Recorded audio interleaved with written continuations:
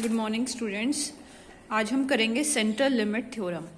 ये last topic है unit 4 का, नॉर्मल डिस्ट्रीब्यूशन।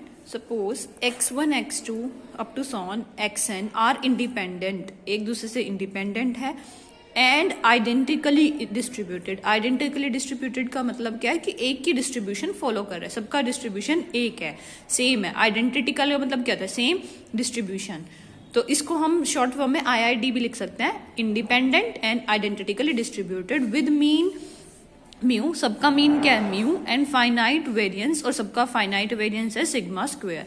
फाइनाइट मीन्स वो लेस देन इंफिनिटी होगा।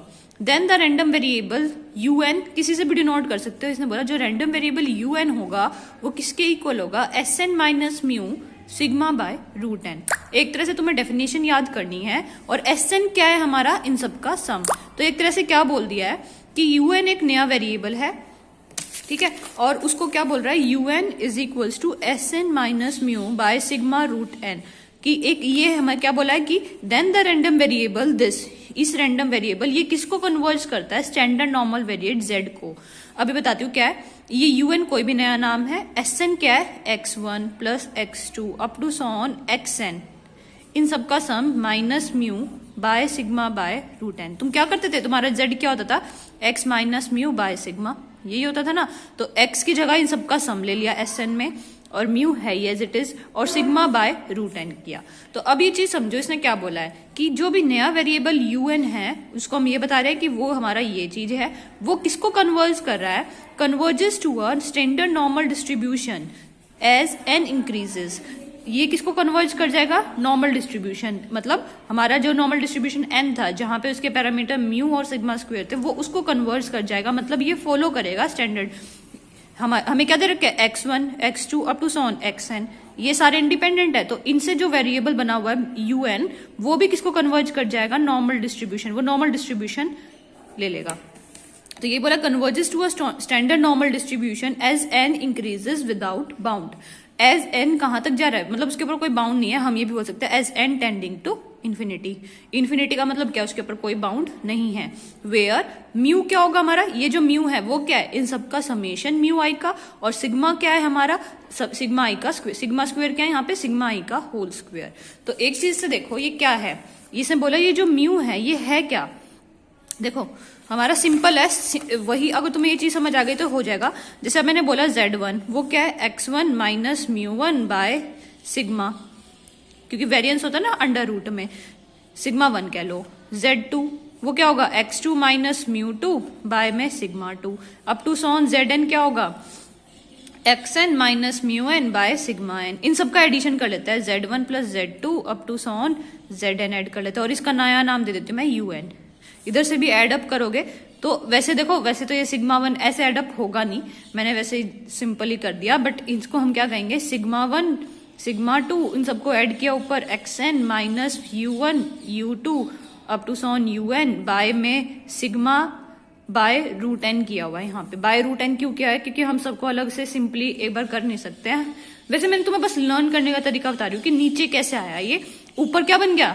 इसका नया नाम दे दिया हमने SN। इस समेशन है ये, summation of mu i from 1 to n। ऐसी सिग्मा क्या है यहाँ पे? वैसे सिग्मा स्क्वायर बोला इसने, तो सिग्मा अंडर रूट लेंगे। तो अंडर रूट लेने के बजाय मैं वैसे तुम्हें लर्न करने का तरीका बता रही हूँ कि ये क्या है। ऊपर SN बन गया, इसका नाम हमने म्यू दिया है, SN माइनस म्यू, ऊपर वाली टर्म याद हो जाएगी, और सिग्मा बाय रूट एन तुम्हें लर्न करना है कि, और इस नया वेरिएबल का नाम दे दिया UN। तो इसने क्या बोला है कि ये जो भी कोई भी रैंडम वेरिएबल लिया UN, उसकी वैल्यू है SN माइनस म्यू बाय में सिग्मा रूट एन। वैसे भी अंडर रूट में सब ऐड होंगे यहाँ पे।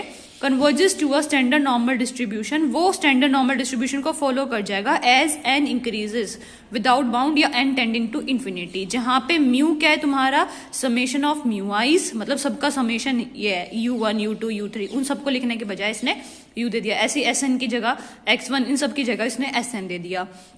एंड सिग्मा, जैसे सिग्मा की वैल्यू क्या आएगी? Under root summation I from 1 to n sigma I का स्क्वायर। तो उन सबसे ये बना हुआ है। तो ये तुम्हें याद रखना है। सेंट्रल लिमिट थ्योरम में क्या कहता है कि ये जो रैंडम वेरिएबल है ये कन्वर्ज कर जाएगा स्टैंडर्ड नॉर्मल डिस्ट्रीब्यूशन पे as n tending to infinity, जहां पे U क्या है, SN क्या है और सिग्मा, ये सब तुमने बता दिया। फिर इसकी एप्लीकेशंस कहाँ कहाँ यूज होती है। अब इसने बोला कि ये सारे के सारे, वहां पे क्या बोला था स्टार्टिंग में, ये इंडिपेंडेंट है, आइडेंटिटिकली डिस्ट्रीब्यूटेड है, और ये नहीं बोला कि ये सारे नॉर्मल डिस्ट्रीब्यूशन फॉलो कर रहे हैं। उस टाइम पे लिख देता with mean mu and variance sigma square. अब ये क्या कह रहे हैं, ये सारे के सारे इंडिपेंडेंट एंड आइडेंटिटिकली डिस्ट्रीब्यूटेड है, और ये क्या फॉलो कर रहा है, binomial distribution. B R P, आर बायनॉमियल डिस्ट्रीब्यूशन के लिए बी यूज करते थे और उसके पैरामीटर एन और पी होते थे, तो एन की जगह आर ले रखा है इन्होंने, ठीक है। एंड एस एन क्या है, उन सबका सम, ये तो पहले भी लिख चुके हैं। देन इसका एक्सपेक्टेशन क्या होगा एस एन का, ई ऑफ एस एन, क्योंकि हमें बोला विद मीन म्यू बोल देता, उस क्वेश्चन के अंदर क्या बोल देता, विद मीन म्यू। अब यहाँ पे हम एस एन का म्यू निकाल रहे हैं, एस एन का एक्सपेक्टेशन। एस एन क्या है, इन सबका सम x1 है, इसको हम क्या लिख सकते हैं, summation x i i from 1 to n। जब इसको खोलोगे क्या बनेगा, x1 plus x2 up to so on xn बनेगा।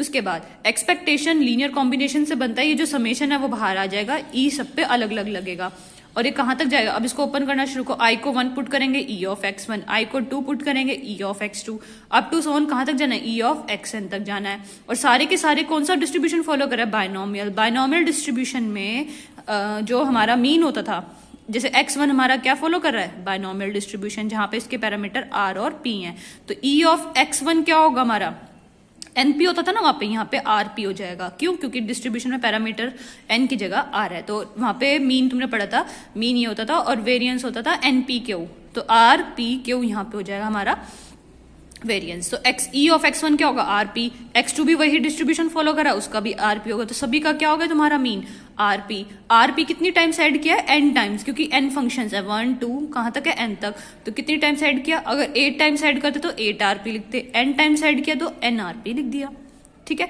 n आरपी लिख दिया। उसके बाद तो ये वाली जो फॉर्म है, इसको इसने दो बार दोनों तरीके से सॉल्व कर रखा है, कैसे भी कर सकते हो। ई ऑफ एक्स आई सबका आरपी है, ये वाले बजाय इसके ये वाला कर लेना, एन आरपी आ गया तुम्हारा ई ऑफ एस एन। अब हम निकालेंगे वेरिएंस ऑफ एस एन, ये बताऊंगी क्यों कर रहे हैं हम ये सब। वेरिएंस ऑफ एस एन निकालेंगे, वेरिएंस समेशन एक्स आई तक, उसके बाद समेशन ये भी फ्री हो जाता है, वो भी बाहर आ जाता है, वेरिएंस सब पे अलग अलग लगता है, और साथ में कोवेरिएंस की टर्म्स होती थी, लेकिन ये सारे एक दूसरे से इंडिपेंडेंट है, तो सबका कोवेरिएंस लिख दिया। Here 0 is for covariance, covariance of, जैसे कोवेरिएंस ऑफ x1 का x2 के साथ, कोवेरिएंस ऑफ x2 का x3 के साथ, तो सबके साथ आएगा, लेकिन वो सब 0 आएंगे क्योंकि ये सारे एक दूसरे से इंडिपेंडेंट है, तो कोवेरिएंस क्या आ गया उन सबका 0, तो वेरिएंस में खाली समेशन दिस टर्म बची। फिर अभी बताया मैंने बायनॉमियल डिस्ट्रीब्यूशन फॉलो कर रहे हैं सारे x1 x2 x3, तो उन सबका वेरिएंस क्या होगा, वहां पे npq होता था, यहाँ पे n की जगह r चल रहा है, तो rpq आ गया। फिर आरपी क्यू कांस्टेंट टर्म है, समेशन किस पे चलेगा, 1 पे, और 1 को कितनी टाइम्स ऐड करना है, समेशन 1 का मतलब क्या है, देखो आर पी क्यू 1 + 1 + 1 कहां तक जाएंगे, n टाइम्स तक, तो n टाइम्स करेंगे तो n आ जाएगा, n आर पी क्यू, और क्यू की जगह हम लिख सकते हैं 1 - p, तो ये तुम्हारा आ गया वेरिएंस ऑफ एस एन।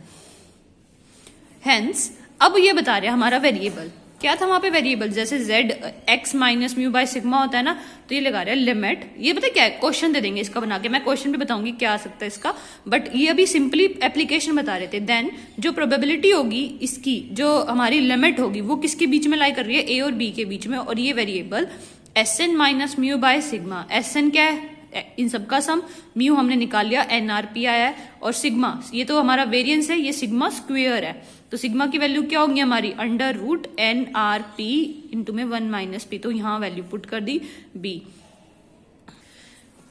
इसके बाद क्या होगा, इससे हमें यहाँ से वेरिएबल इसकी वैल्यू यहाँ ले जाएंगे, क्वेश्चन में तुम्हें आर और पी की जो भी वैल्यूज गिवन होंगी वो पुट करेंगे, जिससे हम नॉर्मल डिस्ट्रीब्यूशन की टेबल से देख के हम उसकी वैल्यूज निकाल सकते हैं। कि जैसे मैंने तुम्हें नॉर्मल डिस्ट्रीब्यूशन देखना बताया कि कैसे हम टेबल से उसकी वैल्यू निकालनी है, तो क्वेश्चन में अगर ए और बी वेरिएबल दे दें तो, और उन सबके सम की वैल्यू देखनी थी किसके बीच में लाई कर रहा है, तो वहां पे पहले तुम्हें आर और पी की एग्जैक्ट वैल्यू दे देगा और ए और बी की दे देगा, फिर तुम टेबल से जाके देख सकते हो कि Sn की वेरिएबल, ये पूरा का पूरा वेरिएबल हमारे किसके बीच में लाई कर रहा है। तो इसकी प्रॉपर्टी क्या है, सेंट्रल लिमिट थ्योरम हमें हेल्प करती है उसका एरिया अंडर द ग्राफ बनाने के लिए। Sn को हम यहाँ पे बोल रहे हैं, Sn को बोल रहे हैं x1 + x2 up to so on xn, तो तुम्हें क्वेश्चन में कुछ भी दे सकते हैं कि वो इसके बीच में कहाँ लाई कर रहा है। फिर हम z, इससे क्या होगा, इससे फायदा हो गया कि हमने इसको पूरे z वेरिएबल में चेंज कर लिया, यहाँ से ये वाली टर्म उधर जाएगी इधर जाएगी, फिर इन दोनों की तरफ ऐड करेंगे तो हमारा पूरा का पूरा वेरिएबल z में चेंज हो जाएगा। देन हम टेबल में जाएंगे, वहां से उसकी वैल्यू चेक कर सकते हैं।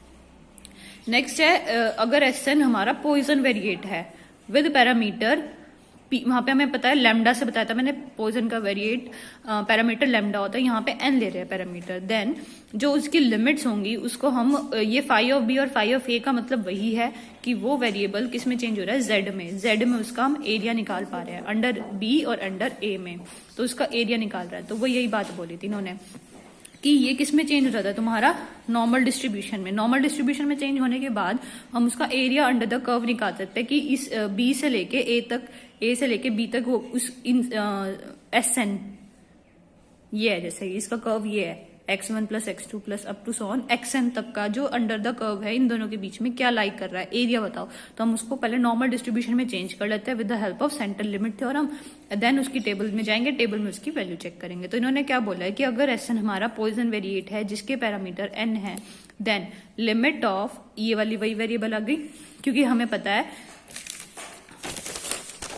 क्या बोला था, Sn माइनस म्यू अपॉन में सिग्मा बाय रूट एन होता है सेंट्रल लिमिट थ्योरम के अकॉर्डिंग। और Sn क्या है, सबका सम। Sn अभी क्वेश्चन में बताया नहीं, वैसे वही होता है xn से लेके उन सबका सम। और म्यू क्या होता है, मीन क्या होता है पॉइजन में, मीन भी और वेरिएंस भी दोनों लैम्डा होते थे। वहां पे पैरामीटर लैम्डा होता था तो मीन भी हमारा लैम्डा था, तो वेरिएंस भी। यहाँ पे पैरामीटर n है तो उसका मीन भी n हो गया और वेरिएंस भी n हो गया। तो वही लिखा है Sn minus mu by variance होता है, वेरिएंस क्या है n आ गया तो रूट n, क्योंकि वेरिएंस अंडर रूट में होता है। Sn minus mean by n, a से b वो किसके इक्वल होगा, phi of b minus phi of a। Thus for instance जब हम n टेंडिंग टू इन्फिनिटी कर देंगे तो उसका एरिया 1/2, ये हम प्रूव करेंगे अभी, ठीक है। तो इसने लिखा अगर Sn पॉइजन वेरिएट है तो लिखा इसने कि x1 से xn हमने कोई भी identity independent and identity distributed ले लिए। Then Sn is equals to, Sn क्या होगा, इन सबका सम होगा, वो किस पे जाएगा, पॉइजन वेरिएशन में। इन सबका एडिशन भी Sn क्वेश्चन में बोला ही है, Sn क्या फॉलो कर रहा है, पॉइजन वेरिएट फॉलो कर रहा है, इनका सम भी पॉइजन वेरिएट फॉलो करेगा, क्योंकि Sn है क्या, यही है, ठीक है। तो उसके बाद बोल दिया हमें क्वेश्चन में बोला है इसकी वैल्यू ये दिखानी है, तो हम P of A Sn minus mu by sigma into में B ये ले रहे हैं हम। फिर क्या लेंगे, Sn माइनस, अभी बताया म्यू क्या होता है, n ही होता है, और सिग्मा भी क्या होता है, n। देखो पॉइजन डिस्ट्रीब्यूशन का मीन क्या होता है, लैम्डा होता है, लैम्डा वहां पे पैरामीटर था, यहाँ पे n पैरामीटर, तो मीन भी क्या आ गया n, और वेरिएंस भी क्या आता है n। लेकिन हमारा फॉर्मूले में ये अंडर रूट सिग्मा है, सिग्मा की वैल्यू क्या हो गई, रूट n, क्योंकि वेरिएंस क्या होता है सिग्मा स्क्वायर। तो वो वैल्यू पुट कर दी, और इसको हम बोलते हैं कि ये हमने अब चेंज कर लिया जेड वेरिएबल में। मैंने बताया था कि मैंने तुम्हें ये बताया था कि अगर कोई वेरिएबल मैं तुम्हें दे दूं a से b x की दे दी, लेकिन हमें टेबल नहीं पता, अगर ये पॉइजन नॉर्मल डिस्ट्रीब्यूशन फॉलो कर रहा है तो मैं सब में क्या करूंगी, पहले म्यू माइनस कर दूंगी, फिर क्या करूंगी, सिग्मा से डिवाइड कर दूंगी। इसका फायदा क्या होगा, ये तो z में चेंज हो गया, ठीक है। ये इससे यहाँ से कोई वैल्यू आ जाएगी, यहाँ से भी कोई वैल्यू आ जाएगी।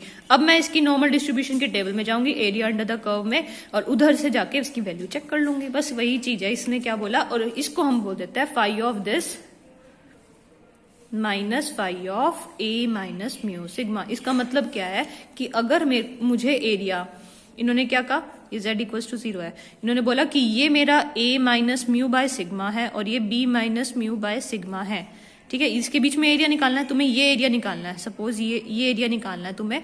तो हमें क्या करना है, फाई ऑफ का मतलब क्या है, फाई ऑफ दिस का मतलब यहाँ से यहाँ तक का एरिया में से किसको, यहाँ से यहाँ तक के एरिया को माइनस कर देंगे, बचेगा ये। तो ये वही कह रहा है, हम टेबल में जाएंगे इसकी वैल्यू, तो वो phi of b minus mu sigma क्या करता है, 0 से लेके यहाँ तक की वैल्यू चेक कर देता है। 5 आ गया suppose, phi of a minus mu by sigma आ गया 3, 5 माइनस 3 करोगे ये आंसर आ जाएगा। तो वो यही बता रहा है, हमने क्या किया, ये b आ गया और ये a आ गया, हमने ये z वेरिएबल बन जाएगा तुम्हारा। तो ये क्या करेंगे, z में चेंज हो गया, phi of b minus phi of a as n tending to infinity, ठीक है। इतना प्रूव हो गया। अब क्वेश्चन में एक चीज और बोले, 10 फॉर इंस्टेंस Sn अगर लेस देन n हो जाए, n के यहाँ पे मीन से लेस देन हो जाए, तो उसकी वैल्यू क्या होगी, 1/2। तुम्हें ये प्रूव करना है। तो in particular let us take, उसने क्या किया, a को माइनस इन्फिनिटी ले लेते हैं और b को 0, ताकि हमारा आंसर मैच हो जाए। तो देखो a को माइनस इन्फिनिटी पुट किया और b को 0, तो हमारा माइनस इन्फिनिटी तक का ग्राफ, देखो ये हमें बताया था मैंने, तुम्हारा ग्राफ क्या होता है इसका, ऐसे कुछ, ठीक है। ये पूरा का पूरा इन्फिनिटी होता है, ये माइनस इन्फिनिटी। क्वेश्चन में बोला है Sn जो है वो लेस देन n बोला है, ठीक है। तो n से कम, n मान लो यहाँ पे कहीं है तुम्हारा, n से कम तो मतलब यहाँ से यहाँ तक पूरा, तो पीछे वाली लिमिट तो क्या होनी चाहिए, माइनस इन्फिनिटी। तो ए को क्या ले लिया इसने, माइनस इन्फिनिटी। और बी क्या लेना है तुम्हें, एन लेना है। लेकिन एन लेने के लिए तुम्हें क्या लेना है, एस एन को एन बनाना है तुम्हें। तो ये एन कब बनाओगे, जब बी क्या लोगे, 0। देखो बी को हमने 0 पुट किया, 0, ये वाली टर्म उधर जाएगी, 0 ही हो जाएगी। फिर एस एन का माइनस एन उधर जाएगा, प्लस एन हो जाएगा, तो यही टर्म आ जाएगी। दोबारा देखो ये आ गया, इसको माइनस इन्फिनिटी पुट किया, इसको 0। तो हम रूट एन से मल्टीप्लाई कर रहे हैं सबको। लो मैं करके दिखाती हूँ तुम्हें। ये है तुम्हारा P a less than S n minus n by root n into में बी। मैंने बोला इसको माइनस इन्फिनिटी बना लो और इसको 0। फिर हम क्या करेंगे, रूट एन से मल्टीप्लाई कर देंगे सबको। माइनस इन्फिनिटी को किसी से भी करो मल्टीप्लाई, वही आएगा। और 0 को मल्टीप्लाई करो रूट एन से, तो वो भी 0 बनेगा। फिर सब में प्लस एन कर दो, इससे कोई फर्क पड़ेगा नहीं, माइनस इन्फिनिटी आएगा, प्लस एन करेंगे इधर, ये खत्म, इधर है। तो ये तो माइनस इन्फिनिटी का मतलब क्या हो गया, S n is less than n. हमें ये लाना था, ये लिया है हम, ठीक है। तो ए को क्या पुट कर दिया, माइनस इन्फिनिटी, बी को क्या पुट कर दिया, 0। और हमने इसको क्या माना था, P of A less than S n minus n by root n से बी तक के हमने इसको क्या माना था, phi of B minus phi of A. जबकि मैंने बी को क्या पुट किया है, 0, तो phi of 0 minus phi of minus infinity. तुम्हें ये प्रूव करना है, ठीक है। फाई ऑफ 0 का मतलब क्या है, देखो यहां तक आगे फाई ऑफ 0 से फाई ऑफ माइनस इन्फिनिटी। एक तरह से मतलब क्या है, तुम्हें कहां से तक का एरिया निकालना है, z इक्वल्स टू 0। तो फाई ऑफ 0 क्या है, यही है हमारा, इधर से लेके यहां तक का एरिया। और मैंने तुम्हें बताया था यहां से यहां तक 0.5 होता है, यहां से यहां तक 0.5 होता है, क्योंकि सिमेट्रिसिटी होती है। और टोटल प्रोबेबिलिटी क्या होती है, 1। तो 0.5 यहाँ पे, 0.5 यहाँ पे, तो सीधा डायरेक्टली आंसर आ गया 1/2। तो यहां तक तुम्हें प्रूव करना था। ये हो गया यहां तक। इसके बाद हम कल करेंगे।